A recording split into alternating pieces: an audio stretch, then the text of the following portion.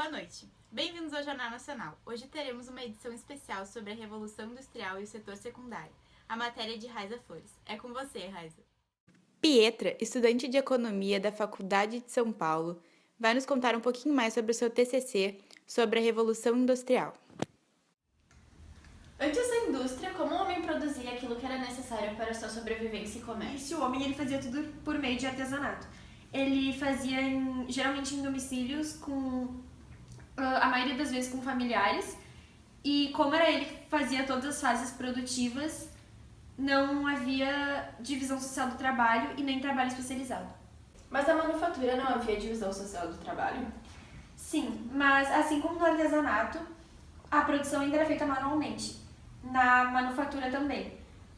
Então, o artesão, havia a divisão social do trabalho, porque o artesão ele não fazia mais o produto inteiro, ele fazia só uma etapa do produto e com isso a sua remuneração passou a ser o salário dele, e então assim ele passou a ser contratado pelo comerciante. Quais foram os fatores que levaram a Inglaterra a ser pioneira dessa revolução?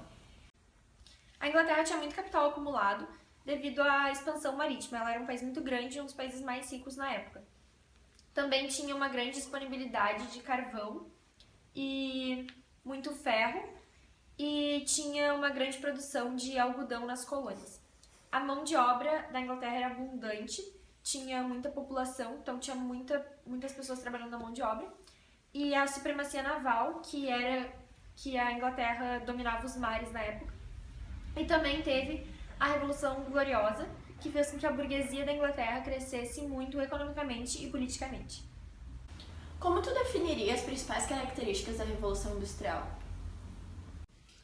As características foram a máquina a vapor, a primeira indústria que teve foi a de tecido, a relação do trabalho mudou e passou a ter uma divisão entre duas classes, que foi o proletariado e a burguesia. Passaram a produzir mais coisas em menos tempo, o que favoreceu a ideologia capitalista.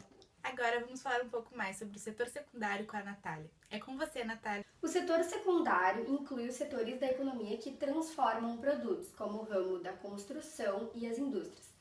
Esse setor geralmente pega produtos provindos do setor primário e os transforma para diferentes fins, como para exportação ou para uso doméstico em geral.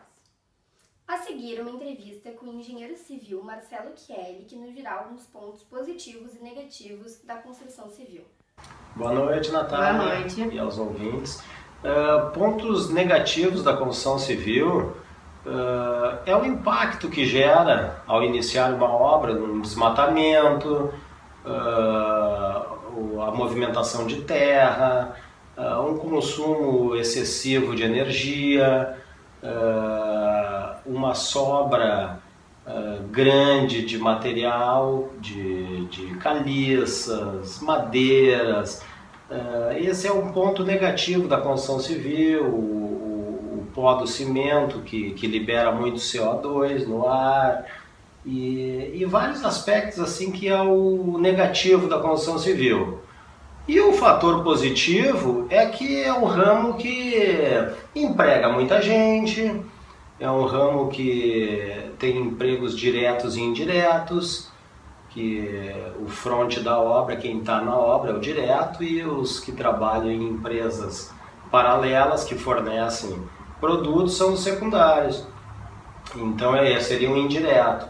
E o ponto positivo é o desenvolvimento de uma cidade, depois que a obra fica pronta, traz alguns benefícios e gera muito emprego, enfim, uma série de coisas. Obrigada, Marcelo. Obrigado a você e aos ouvintes. Boa noite. É com você aí no estúdio. É importante salientar que o setor secundário demorou muito para se desenvolver no Brasil. Foi a partir da ditadura militar, com o milagre econômico, que o Brasil começou a investir em infraestrutura. E foi a partir dos anos 80 que o setor secundário perdeu força no PIB para o setor de serviços. Agora vamos ver com Marina Quijano os países líderes no setor secundário no mundo. Bom, então hoje a gente vai ver os países industrializados por regiões, os mais industrializados. Então, na região da Ásia, nós temos a China como principal, e o Japão e a Rússia. Na região da Europa, nós temos a Alemanha, também como principal, o Reino Unido, a Itália e a França. Depois, já no continente americano, nós temos o Brasil, o Canadá e principalmente os Estados Unidos. É isso aí, com você, Helena. E essa foi a nossa matéria de hoje. Tenham todos uma boa noite.